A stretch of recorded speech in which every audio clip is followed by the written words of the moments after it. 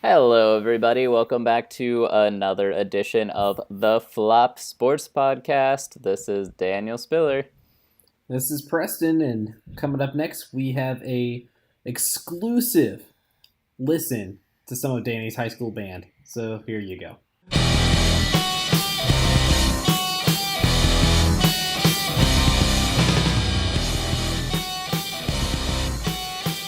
All right, welcome back to the Flop Sports Podcast. We're back here for episode 4. Another great week, Danny. I heard you had a little appointment this week. Indeed, I did. I went to the doctor's office, and I had to get a shot. And for those of you who don't know what I look like, I'm very, very thin, kind of like Slender Man, but not as tall. And so they're kind of like, look at my arms, and they're like, yeah, it's not going to work. So the nurse is like, all right, is it cool if we do the shot like in your butt? And I'm just like, sure, like whatever, I don't care, whatever you got to do. And I'm like assuming she actually means my butt. So I start, undoing my belt to pull my pants down. She's like, no, you don't have to do that. Just like pull the back of your pants down a little bit. It's just, and she really just meant like your hip, lower back, which she should have clarified so that I didn't. That's not the butt. That's not a butt. I know. I embarrassed myself for no reason. That's really her fault. It's Yes. her fault for doing that. Exactly. Yeah, you're absolutely right. But yeah, I could see you as like a short, scrawny, slender man. Yeah, the little guy, Slender Man. Like his little buddy, his mini-me. Yeah, his little cousin. And I'm glad to see that this mustache is making a comeback. Yes, when I get lazy, it comes back, and I am often lazy. So here it is. Wow, it's like leaving a tooth under your pillow and like the tooth fairy gives you money, except when Danny's lazy, a mustache appears. It's pure magic. That's what I gotta say. A magical mustache. I heard that you had some outdoor inclement weather this past week. Yeah, Danny, it's not all sunsets and beautiful weather and 70 degrees here in Virginia like it is in Los Angeles. This past Friday, we had a little bit of rain, consistent rain, and some cold weather. So those two mixed together, plus Friday night high school football, they don't all mix together. And people say, "Oh, that's football weather." It is not filming football weather. I will tell you that much. How'd the camera hold up? Camera's fine. Camera's fine. We are getting new cameras, so that's a happy part. But and we got new cars this week at the station, so that's been good too. Been getting to drive that around. Wow. 2018 RAV4s. I was telling my wife, I think this is the first time I've ever driven a car that was made the same year that I am driving it in. Wow. I don't live a very luxurious lifestyle. Do you feel very adult when you say my wife? My wife. Until I say it like that. Yeah. You're right. that brings it back down. All right. Yep. Well, let's kick it off. Let's get to the big three. That's what everyone's here to listen to, obviously. The big news, Tyronn Lue, the head coach, or former head coach now, of the Cleveland Cavaliers, fired after going 0-6. Before we get into all the semantics of him getting fired, Danny, did either of us have him as our first fired coach of the season? Nope.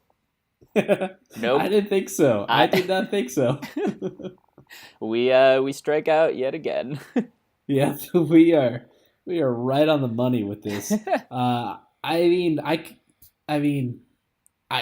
couldn't see this coming at all. I really thought Lou would be given at least the whole year to prove himself. It makes you wonder if there's something else going on there.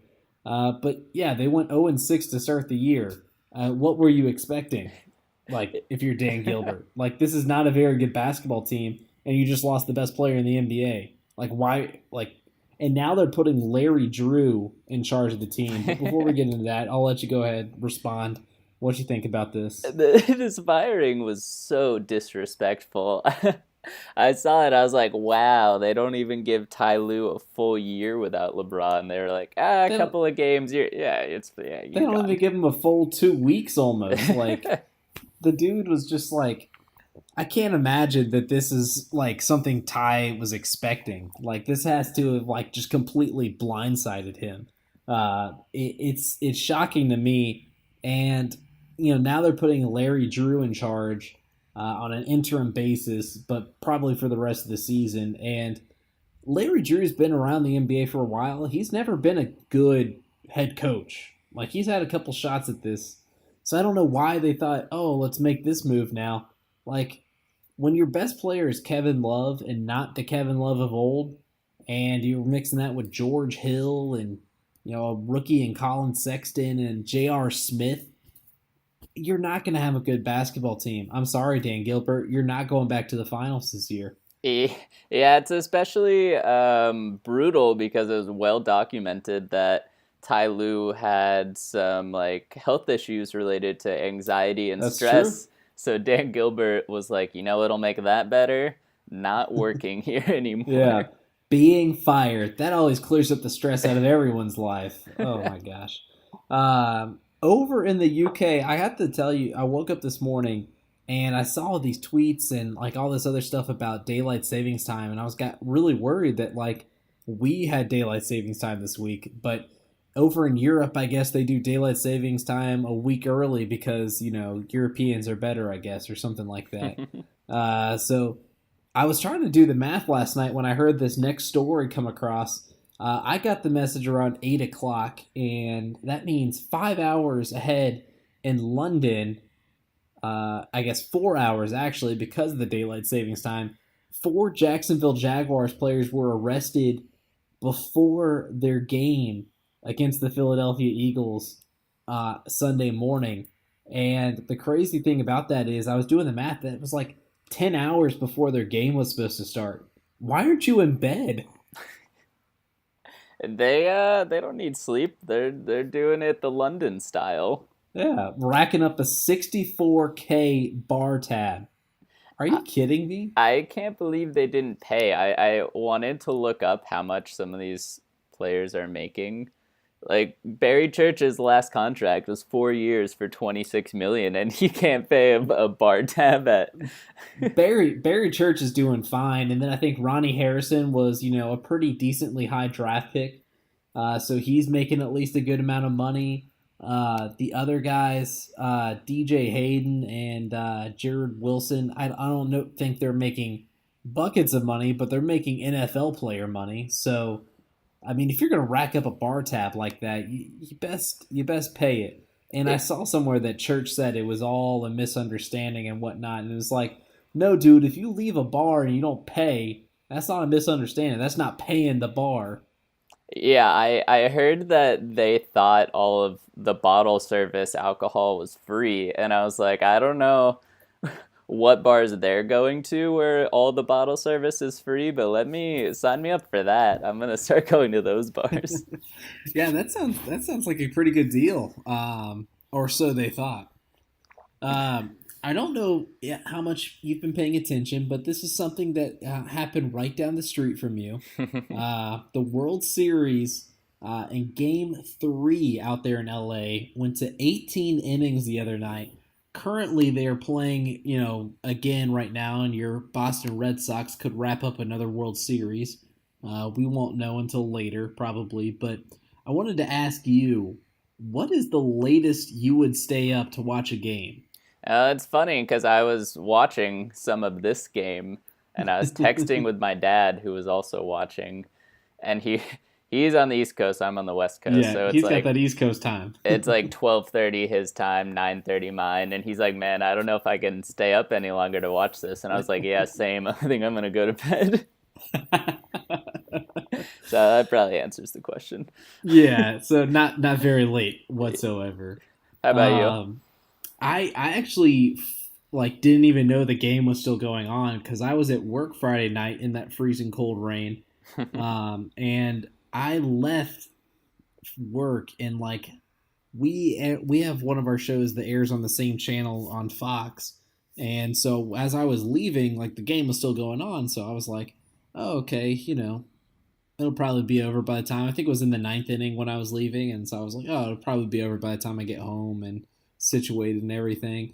And so I get home, I watch a couple episodes of How I Met Your Mother, of course, and I'm going to bed around 2, and I like look at Twitter right before I go to bed, and the game's going into the 18th inning. I'm like, what happened? They just played another baseball game. This tonight is not game 5. Tonight is game 6 because they played 2 baseball games that night. It should count for 2. Yeah, completely. The latest I've stayed up for a game though was probably the Syracuse UConn Big East tournament game when they went to like 6 overtimes or something like that. I can't remember. I think it was 6. With Syracuse ending up winning that. But I got to be honest, I did not watch the regulation of the game. I just watched the overtimes. Yeah, still counts.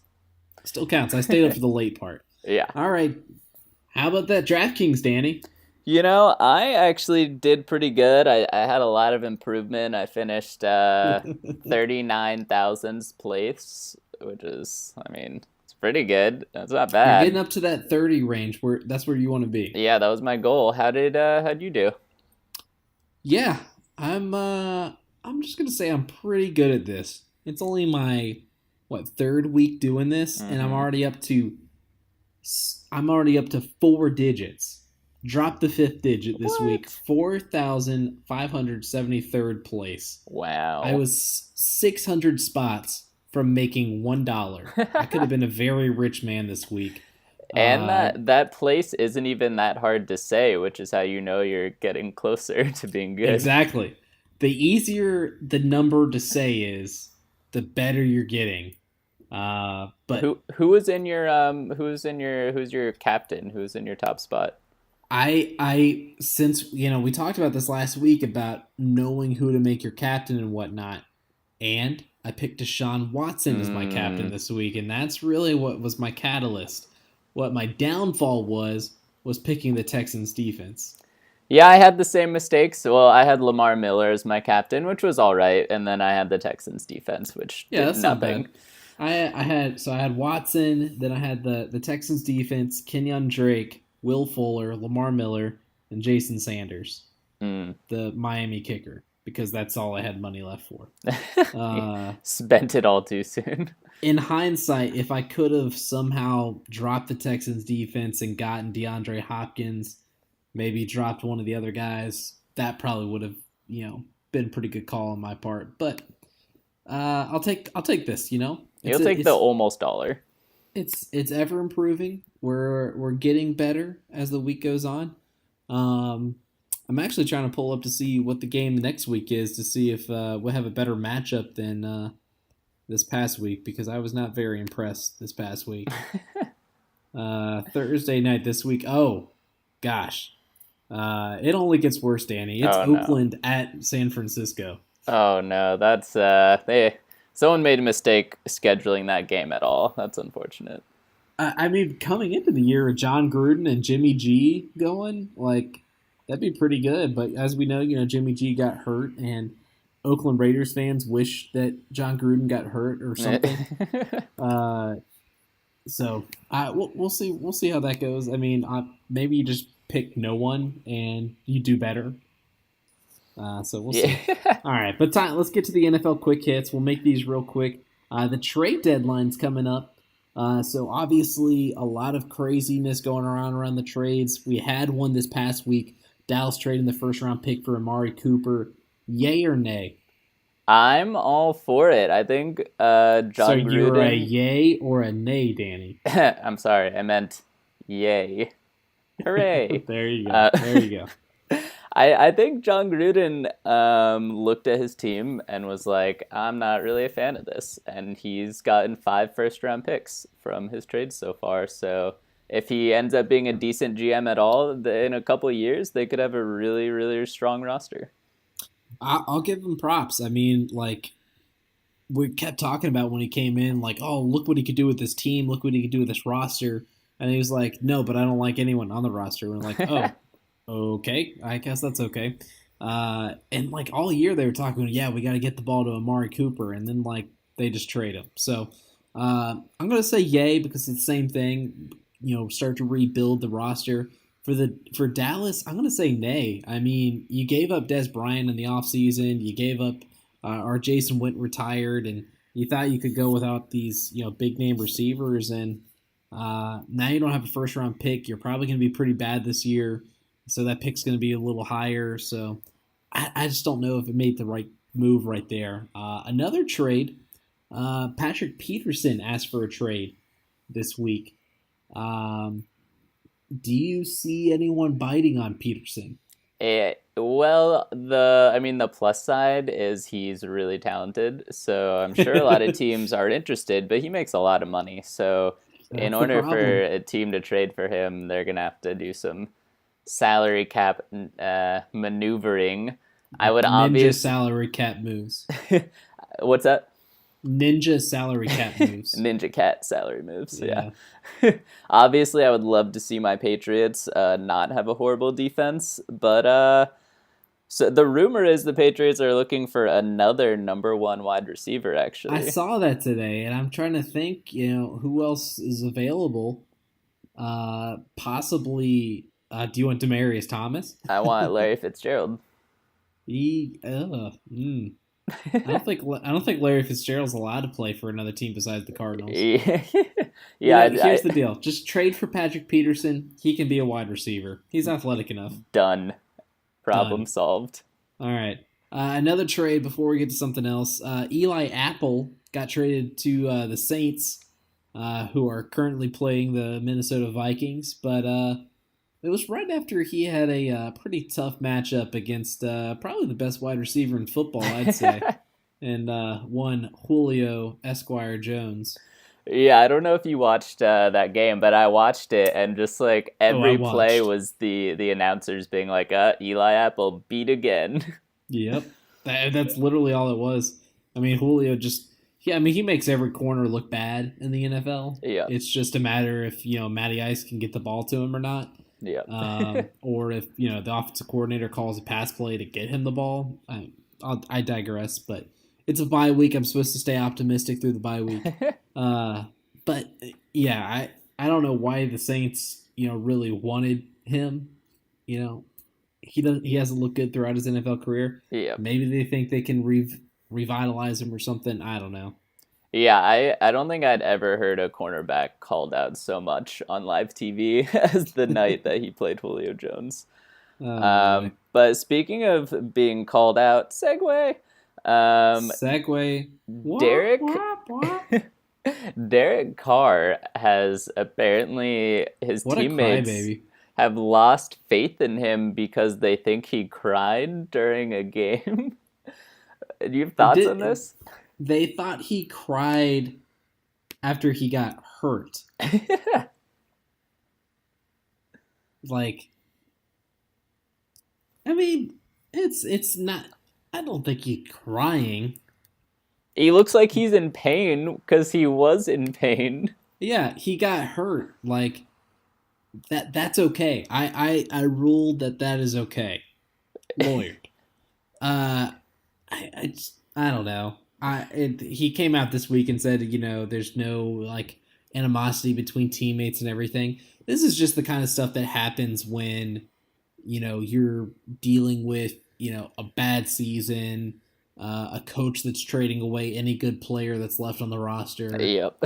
Um, so this is just kind of the stuff that happens, a little animosity in the locker room and whatnot. But I mean, at least they're not the Browns. So That's true. Speaking of Browns, another team that had a rough day. Did you see the refs when they tried to spot a first down for Pittsburgh against the Browns? and you really can say this would only happen to the Cleveland Browns, the factory of misery. Like this only happens to them. Yeah, Uh, if you guys listening, all seven of you, if you haven't seen this, essentially Pittsburgh was running, trying to get a first down. It falls like about, what would you say, like 3 yards short of the first down marker? I think he was on like the 5 yard line, and they mark it at the 3. Yeah, they just gave him like 2 to 3 extra yards. It was There's no forward progress. He barely got to the 5-yard line. I'll say that much. Yeah, it was very funny, but also no one cares because it's the Browns. Yeah. So yeah.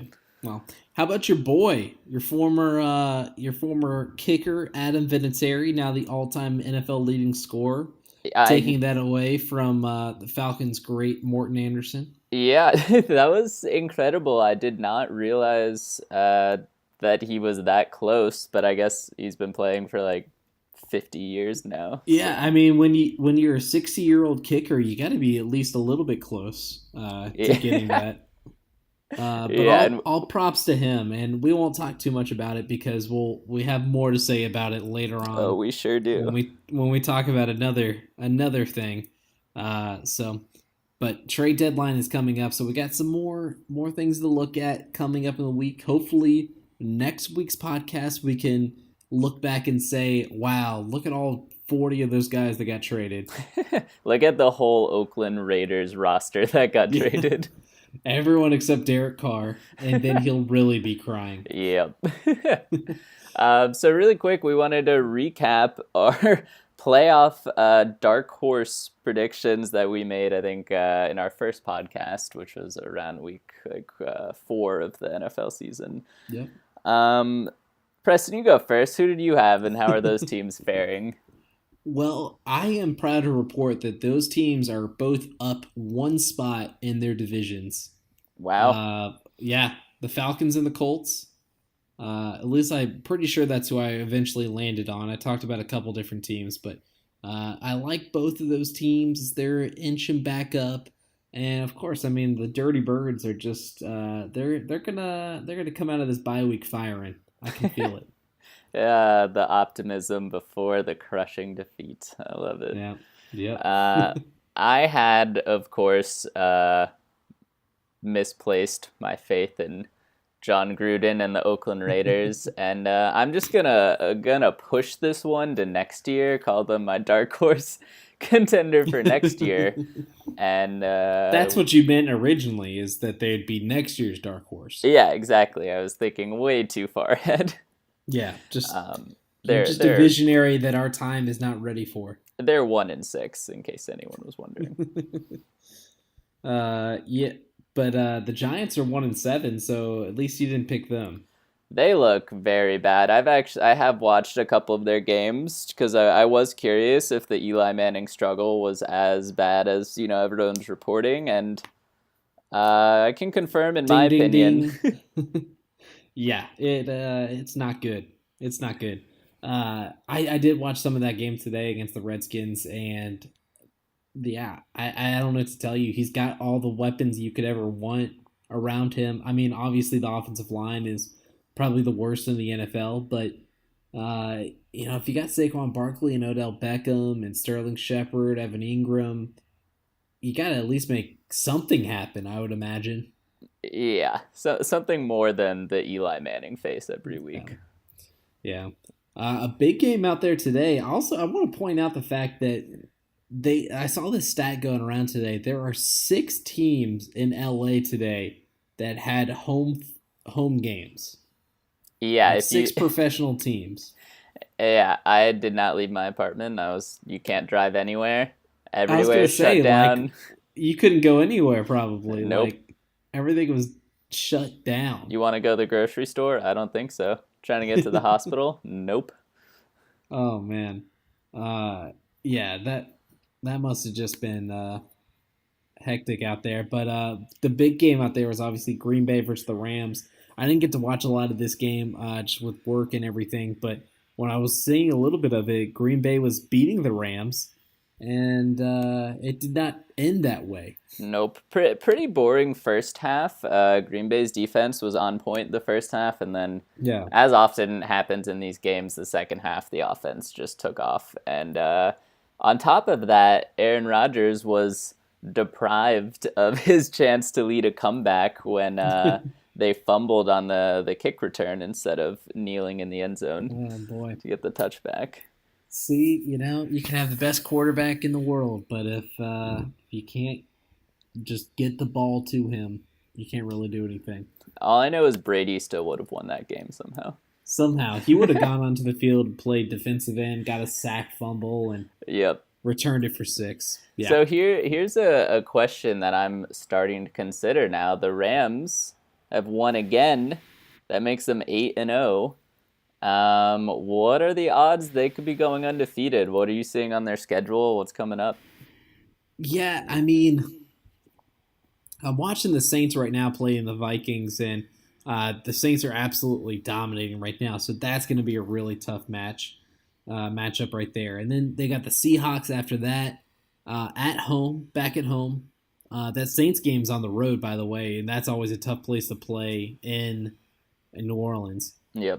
Then they're back at home for 2 straight with the Seahawks and the Chiefs. Wow. I'm really interested to see the Rams versus the Chiefs, how Patrick Mahomes can match up with this Rams defense. And this is a matchup a lot of people have been circling ever since Mahomes has gone off. So that's going to be interesting. So that's 3 tough games right there. They also have the Bears and the Eagles in back-to-back weeks later on this season. And after that, it's just the Cardinals and the 49ers. So whatever. Yeah. Yeah. They have a lot of tough games. Yeah, I mean, looking at it, I mean, if they make it, to Kansas City, a Monday night game, still undefeated, that's going to be it's going to be exciting either way, but if they're still undefeated, that'll be really fascinating. If they make it past Kansas City, though, the schedule's not that hard after this three-game stretch coming up. Yeah, the Bears and the Eagles aren't that good. They're not as good as we thought they would be, or the Bears are a little better, but still not in the same level or the same tier. I would kind of highlight next week as being the week that they could lose. It's a home game for the Saints. They're playing really good football right now. I think it's always a tough place to play in New Orleans. Yep. Some other, just 1 or 2 more NFL hits. We had Fitzmagic came back to life this week. He's back. It was an unexpected. I was happy to see it, except for the fact that I played Jameis Winston in one of my fantasy leagues this week. Oh, no. And we don't have time to do the full Matthew Berry little segment that we do, but Matthew Berry, you let me down there, guy. He told me to put Jameis Winston in there, and he did not tell me where that car was going. Yeah, Jameis Winston had 4 interceptions. They brought Fitzpatrick in, who led them back to tie the game. They ultimately lost, but he scored 2 touchdowns in the 4th quarter and almost brought them back. It'll be interesting to see what happens next week. I mean, Winston's thrown 10 interceptions in just 4 games, so maybe Fitzmagic is back for good. I don't know. We'll see. And you brought up a very good question here with the what 5 football players would you pick in a Hunger Games scenario? Would you like to go first? Oh, I would love to go first. Should we go one at a time, or should I just list all 5? We'll go back and forth one at a time. My first pick would be Adrian Peterson, the freak of nature who put up like 150 yards today. Yeah, I had those highlights of my show, and I was just like, wait, Adrian Peterson did this? Are you kidding me? The same Adrian Peterson? That guy? That guy? Voice just kept going up and up and up. My number 1 overall pick, and this is the guy that I knew I wanted him first. Vontaze Burfict. This guy will definitely be able to kill some guys. So what's his strategy? Is he's just going out and annihilating everyone? He's just gonna helmet to helmet hit people to death. Good. All right, so my second choice is Andy Reid. I don't understand that. You're gonna have to explain this one. The dude can run through brick walls. I think that's gonna be a really important skill to have in the Hunger Games. He is the Kool-Aid man. So you went a different route with this stuff. My next guy is Khalil Mack, just because he's a monster. Yep. And that's about it. Yeah, and all he has to do is picture John Gruden out there, and there's Oh nothing yeah, stopping him. he'll just bring like a little John Gruden cutout and like put it up on someone's face and just destroy him. Next up for me is Russell Wilson. I think he'd just be kind of slow and steady, kind of sneaky, hanging out in the trees, doing. He'd definitely be your Katniss Everdeen. Yeah, yeah. He's like a nice guy. You kind of root for him. Yeah. Who's going to be his Peter, though? Or his Peter? We got to figure that out. My other one is Ndamukong Suh. I think that one's pretty self-explanatory. Yeah, no, I buy it. He'll fight dirty too. He's not afraid. Oh, for sure. He'll kick you in the nuts. He doesn't care. My next one would be a punter in the NFL who goes by the name of Michael Big Balls Dixon. We'll be talking more about that later, but yeah, he's not afraid of anyone or anything. He'd go right up to Ndamukong Suh and get destroyed, but he would still go right up to him. Yeah, more power to you. Another one I have is J.J. Watt, assuming he's healthy. I think we can assume people are healthy in this scenario. Yeah, we can assume health. Yeah, I think he would. I think he would be able to rip someone like with his bare hands. Like, yeah, he doesn't even need a weapon. No. All right, last pick for me on the theme of dark horses. I have Blake Bortles. People wouldn't even try and fight him. They'd walk by him and be like, "Sup, Blake? Not worried about you," and then he'd win.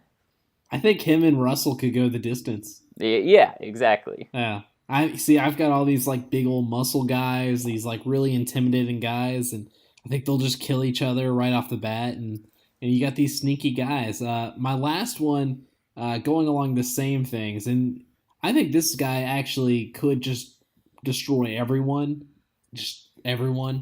and then go destroy President Snow too. Yeah. It's James Harrison. I know he's not playing for anyone right now, but I had to pick him. I mean, yeah, he belongs. He belongs here. I've seen his workout videos. Yeah, no, that dude. He belongs here. Yeah. All right, that is it for the NFL quick hits part of the podcast. We are coming back with the NBA, the biggest stories in the NBA. That is coming up next.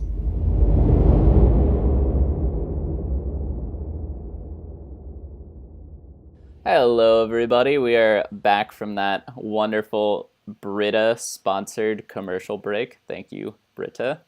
Drink my Brita water right now. So fresh, so Brita. We're getting that advertising. We are ready to hit some NBA now. We're going to roll through a fair amount of stuff. First of all, we have Boogie Cousins, who's not even playing right now, got booed by fans. What's going on? Yeah, I actually just got back from that game. I was the fan that said he destroyed the league because it's so true. He is the one that destroyed the league. I mean, more power to the fans for sticking up for them. I do think it's hilarious though that Boogie is not playing right now. He's not really close to playing, and he's still like making headlines for getting booed. Yep. Yeah, the dude is a magnet for it. It's great. And it's like first Kevin Durant ruins the league, and now Boogie ruins it. And whoever goes to Golden State next, whether they're good or not, is also ruining the league. Oh, I think Jonas Jerebko. I think he ruined the league. Yeah, exactly. Yeah, I hate that guy. Yeah. Last week we had some big fight drama in the NBA, also known as Spitgate. And it actually continued this week as Rondo, as he does, would not let it go. He continued the fight over the radio waves. You know all about that. I sure do. Yeah, so Rondo called out Chris Paul saying he's an awful teammate and that no one likes playing with him and just went all in on him. Do you have any thoughts on Rondo continuing his beef? Rondo's he's just a different kind of guy, and I mean I've heard things about Chris Paul, being said in the NBA, where he's a difficult player to play with. He's a difficult player to be a teammate with. I don't know if he's a bad teammate. I think you could hear just as much good as you hear bad. So I don't really know where Rondo's coming from. He's just kind of got a chip on his shoulder, as he always does. Um, so I don't really see where he's coming from here. Just continuing this. If it was me, I would want this just to be all over and just kind of move on. Because if you look at the Lakers, they got enough problems on their own, which we'll get to. But yeah, and I mean, Daryl Morey just adding more fuel to the fire. Yeah, he posted or he tweeted just a picture of a pot and a kettle, which is pretty funny because it really means that he's saying Rondo is right and Chris Paul is a bad teammate, but so is Rondo, which is kind of funny. They're both bad teammates. Yeah. I don't think he understands what pot calling the kettle black actually means. Mm-hmm. I think he's lost in translation there. Not his most clever tweet. No. Daryl, you are a very smart man, but you're not a Twitter. You're not a tweeter. Twitter extraordinaire. Twitter extraordinaire. A twit. You're not a twit. I don't know if you're allowed to say that. I'm going to have to bleep that out. I don't think that's a bad word. You don't know. All right. Well, you're going to have to take all this part out. It's all staying. All right. No. All right. Anyway, so moving on. Speaking of Daryl Morey, supposedly the Rockets have offered just the Brink trucks for Jimmy Butler. Did you hear about this offer? Yeah, they found Isaiah Thomas's Brink trucks, and they are backing them in. 4 first-round picks, and the Jump on ESPN the other day actually had a really interesting segment about what players you would trade 4 first-round picks for. And I don't think I would trade 4 first-round picks for Jimmy Butler in a normal circumstance. This is not a normal circumstance because I think Jimmy Butler, adding him to this team, could actually make them could actually let them compete with Golden State to get into the NBA Finals and win an NBA championship. Yeah, they might lose in 7 games again. It'd be great. Chris Paul might get hurt again, and they fall just short once more because that's just what the Rockets do now, I guess. I agree. I wouldn't ever give 4 first-round picks for him, but I do understand that they've got a small window of like 2 more years maybe, and they're trying to make it happen. Yeah, I mean, Chris Paul is not going to be at this elite level that much longer. I mean, he's been banged up throughout his career. He's had good health lately, but you never know like when that could kind of, start to turn on you, especially this late in your career. Yep. So another up and down team that we've seen is the Lakers, which have the Lakers have been very up and down, having some good wins, some losses and tight games. Do you have any just comments, thoughts on the Lakers in general, and then we'll get into some specific moments that happened this past week? Yeah, I'd rather not get into any specific moments. I think it's just all a work in progress. Like you said, it's not instant oatmeal. It's not going to work right away, and that's just part of it. I think the big thing for me is I'm seeing a lot of positives, and lately they haven't had Brandon Ingram. They just got back Rondo. But I think they're really starting to piece some stuff together. We saw them beat the Nuggets the other night. That's a pretty good team. And they've had a couple close games with the Spurs. And, so that's about all I'll say.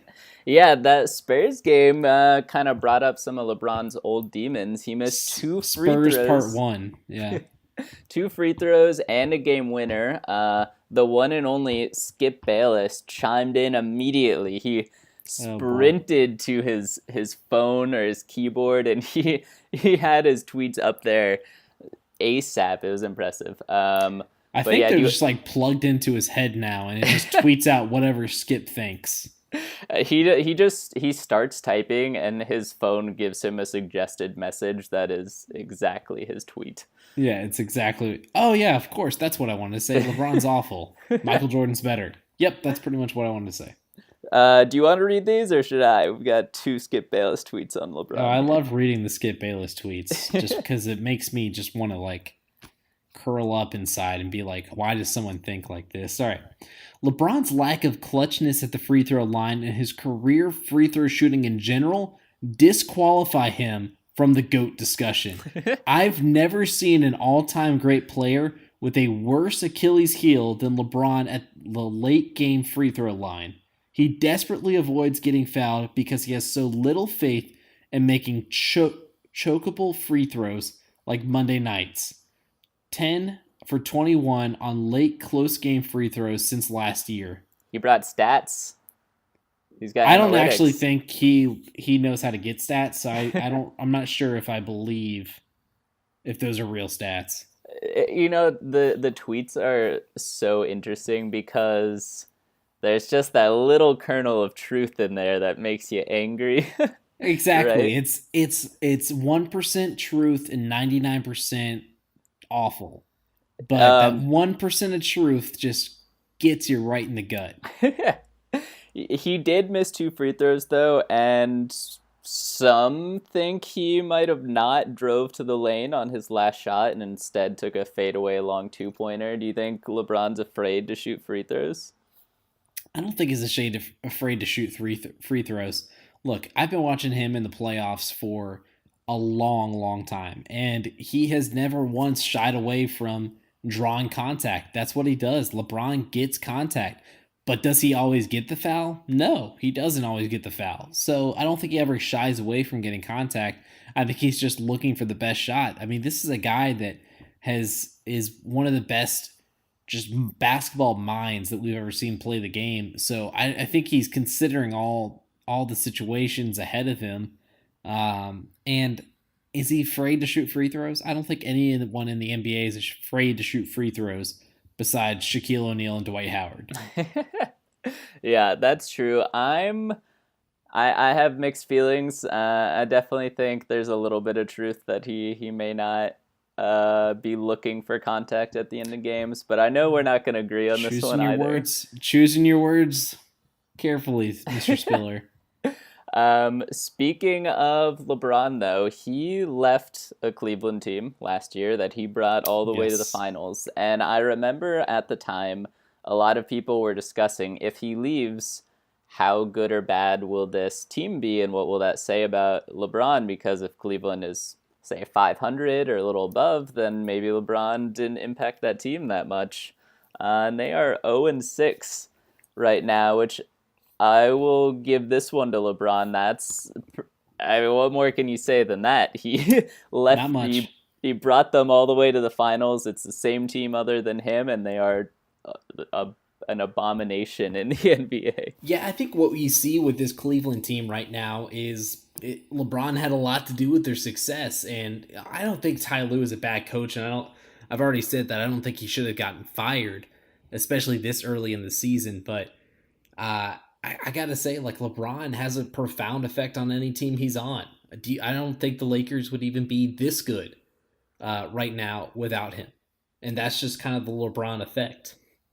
Yep, no, I'm with you 100%, and that brings me to another player in the NBA, Anthony Davis, who for a few years now, people have been saying he might be ready to take the leap and be the best player in the league. And it's tough because LeBron set this really high standard of if you're really the best player, your team should be good regardless of who's on your team with you. And we've seen Anthony Davis really struggle, his team struggle, even though he's been good.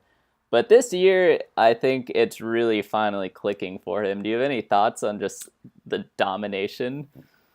Well, obviously, he's gotten off to an incredible start to start this season, but I think more than that, they've actually got a good roster around him finally. I think Nikola Mirotic is a good fit next to him. Julius Randle coming off the bench, kind of swapping those three guys in and out with each other. That's created a good rhythm for them. Drew Holiday is finally healthy.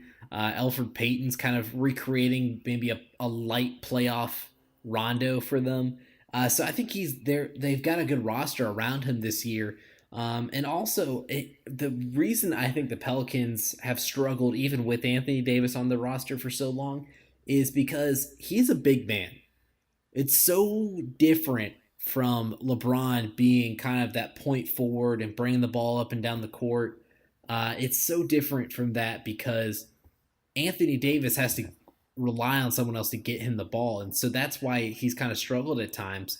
And this, of course, this year you really seen him being a lot more aggressive. That maybe he's not bringing the ball up the court, but he's getting the ball in different scoring areas. He's shooting from distance now. He's driving to the hoop, and he's really creating things for this team. So I think he's really seen his level of play taken to another level. Yep, I agree. Zach Lowe did a piece saying that this is the first year where Anthony Davis is going from one dribble post-ups and drives to 2 or 3 dribbles, which for 2 or 3 dribbles for him is 3-point line to the basket. So that in itself is pretty scary. I was watching him in a game against the Clippers. They were up by 5 with like 2 minutes left, and he hit like a rainbow 3-pointer. Yeah. I was like, if he's gonna be hitting 3-pointers, dribble driving to the hoop, like I'm out. This is gonna be the end of everything. That's the thing. We say that about so many players. Man, if he could just get a shot. Well, Anthony Davis has had a good shot.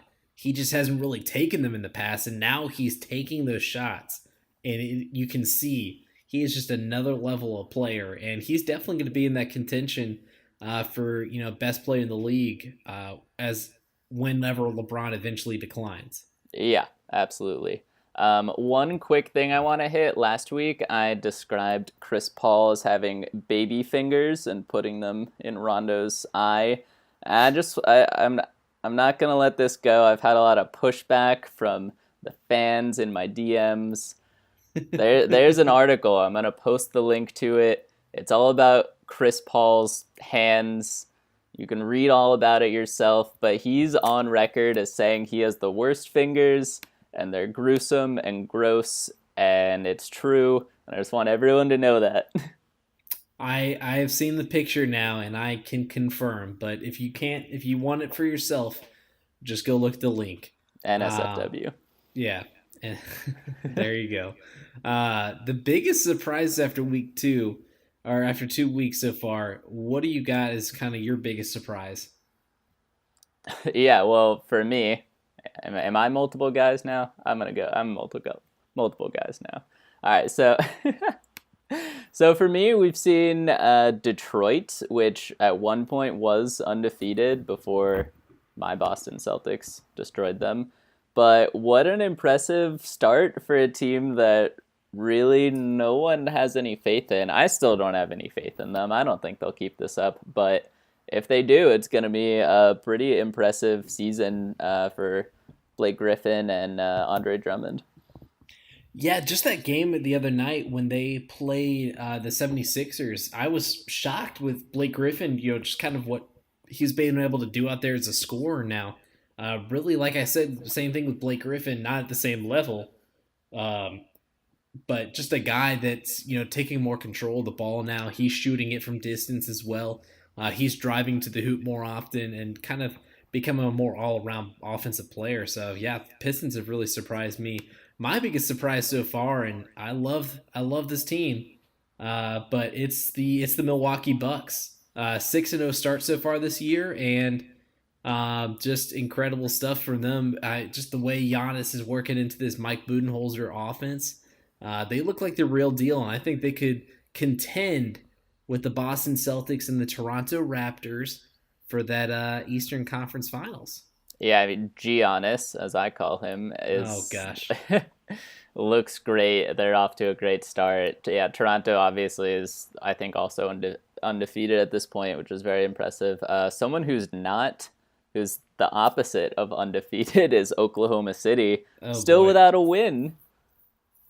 Oh boy! At least at the time of recording this, you have Russell Westbrook and Paul George. Oh, they actually just got a win as of the time of recording this tonight. But yeah, I'll give you that. That it has not been good for this Oklahoma City Thunder team this year. I don't have much to say about them other than, Russell Westbrook looks at a sink. And their win tonight was against the Phoenix Suns, who are a good but young team. Looking at kind of the box score, obviously didn't get a chance to watch this one, but Russell Westbrook didn't shoot a 3-pointer in the game. He had 7 assists, 9 rebounds. Paul George, a good game from him, 23 points. It just doesn't seem like they have 3-point shooters on this team. They shot 29% from the 3-point line tonight, went 7 of 24. And luckily the Suns shot about as equally as bad as they did. And that's the problem with this Thunder team. There's not one player on this team that you can tell me they can get the ball and they can shoot a 3 and they'll make it most of the time. There's not one player on this team. No one. Yeah, going to be interesting to see if they make any trades or try and make some kind of adjustment to get more spacing and 3-pointers. Yeah. All right, but moving on to our last segment on the NBA, we have dun dun dun. Who are the top 3 NBA players that you'd be most scared or intimidated to interview one-on-one? And we'll do this same style as last time. Yeah, for me, number one, just because I've seen and I've heard so many times, how bad of an interview he can be. But that would be, Russell Westbrook, as said before. What makes him a bad interview? He doesn't give you a lot to go off of, and he just has this inner burning hatred of the media. And just the way that he handles the media, he just doesn't have a lot of love for them, and it's just kind of feel like you can see like the burning like smoke coming off of him when he's being interviewed by the media. He just doesn't want to be there. That's funny. Yeah, for me, it's definitely the "Don't you know me by now," LeBron James. I feel like if you said any kind of criticism or delving question, he'd just be like, "Come on, man," and then walk out on you. And yeah, I'd be done for. He would definitely walk out for sure.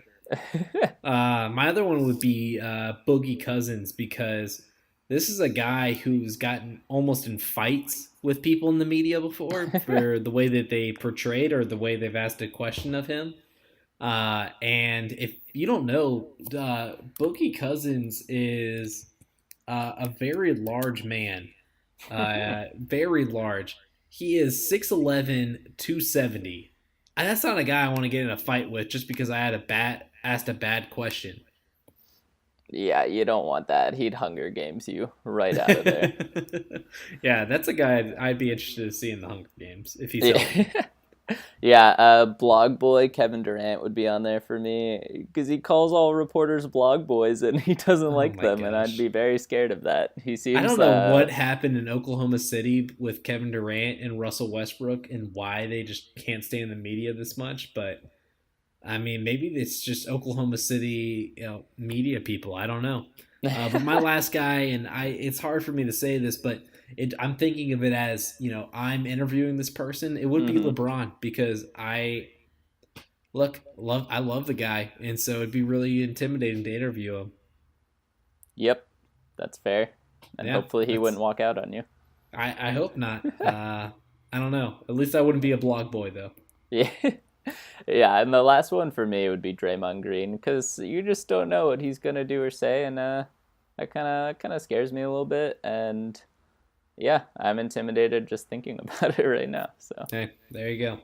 All right, well, that brings us to our next and final break, and coming up after that, we will have our weekly Tim Tebow update. We got some great stuff. You're welcome for that. And we also have an Elon update and our Instagrams update. And also, we have some late-breaking news to the podcast, and we'll get to that coming up next.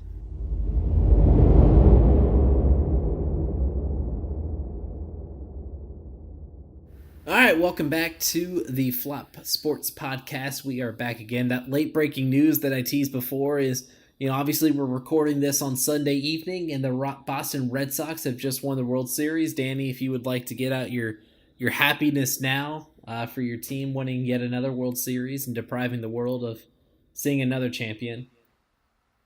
Yay! There you go. There's that Boston sports fan. That felt good. Yeah, I'm sure it did. What's going to feel better is giving us that Tim Tebow update for the week. Oh, yeah. Well, first of all, we have breaking news about Tim Tebow as well. We now know what Tim Tebow listens to in the gym. I'm really happy about this. I've been dying to know about this for, I don't know, 33 years now. And you know what it is? What is it? Disney music. Yes. He listens to Moana in the gym when he's getting swole. I'm actually really happy about this because I'm a huge Moana fan. Moana is one of my favorite Disney movies right now. I hope he's listening to You're Welcome by The Rock Johnson, Dwayne The Rock Johnson, because that's the best song on that soundtrack. But yeah, I love that. That makes me actually like Tim Tebow more. That's definitely a point. If that movie trailer from last week didn't make me love him already. Facts. The second quick Tim Tebow update we have, he has a new book out. Did you know this? He has a book out. Not. You want to know what it's called? I see what it's called, and it sounds like the most Tim Tebow thing ever. It's called This Is the Day. Reclaim your dream, ignite your passion, live your purpose. Yeah, that is Tim Tebow to a T. Yeah. Yeah. So that's all I got to say about that. Let's move on to the Elon update of the week. What do we got? Yeah, there was no football this week, so we went on to the other kind of football called soccer, where Elon upset JMU, ranked number 25. Elon is not ranked at all because we're awful this year in men's soccer. Hey, look at that. I mean, Elon shocking JMU up and down the field this season. Doesn't matter what sport it is.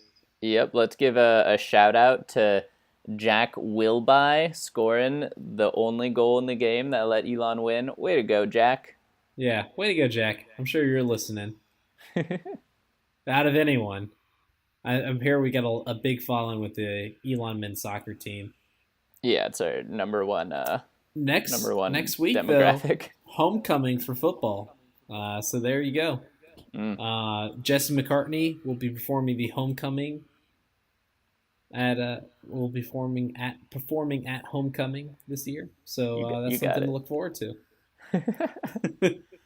Or not. That's up to you. All right, we need to wrap this up. We need. All right, what's your recommendation of the week? Anything? I got no recommendations this week. I've not done a lot of reading. I'm gonna post a link to this article about Chris Paul's hands so that all of you can. That is your understand. wreck of the week. Your terrible wreck of the week. It is a terrible wreck. All right. Instagram update. We've got a lot of stuff. We can post some of this stuff in there. I'll go through just kind of the main one that we teased earlier in this is Pat McAfee shouting out to Adam Vinatieri. The video is hilarious. If you haven't watched it yet, go watch it. We'll put the link up in the bio. So just go ahead and watch that video. It is hilarious. Obviously, Pat McAfee is he's another kind of dude. Yeah, the dude is becoming an icon for me. He also did a reaction video to Michael Dixon's game-winning first down, and it's incredible. I've never been so hyped about a punter in my life. It's great. Pat McAfee will make you love punters. That's what he'll do. That's what he'll do. All right. A couple other good updates. We had for Halloween, Kyrie, there was someone dressed as, old man Kyrie, Uncle Drew. So Kyrie gave away his shoes at the end of a game this week. So that's pretty cool. There's this very funny video of Tom Brady, I guess, trying to dodge some dodgeballs. I don't really know. Yeah, I love it. Is that his son that's throwing the dodgeballs? I, maybe. I have no idea what's going on, but it makes me laugh, so it's a good time. Yeah, good stuff all around. All right, let's do the weekly sign off. Alrighty. What team do you want to do? Or Let's just what? do Pat McAfee. Let's stick with the Okay, theme.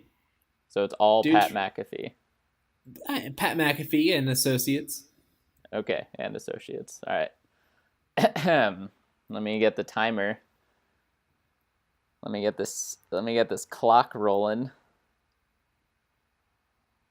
Alrighty, and here we go.